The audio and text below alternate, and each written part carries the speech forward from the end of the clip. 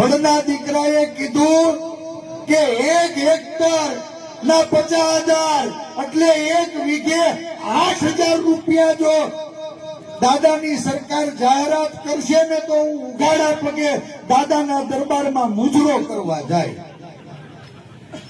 તમારો ડોહો 18,000 રૂપિયા તો ખર્ચો થઈ ગયો છે અને 8,000 રૂપિયામાં આ ગુજરાતના ખેડૂતોને ગીરવે મૂકવાનું પાપ કરનારા લોકોને પણ ઓળખજો.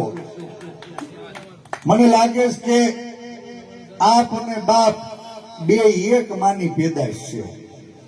હે બારોબાર ગોઠવી લીધું.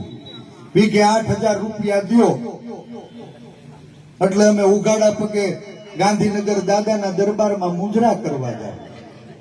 મારે હરિયાણા પાદરમાંથી ગુજરાતના ખેડૂતોને પૂછવું છે કે હું આ 8,000 રૂપિયાની ભીખ લેવા માટે તમે અહીંયા બેઠા છો? હે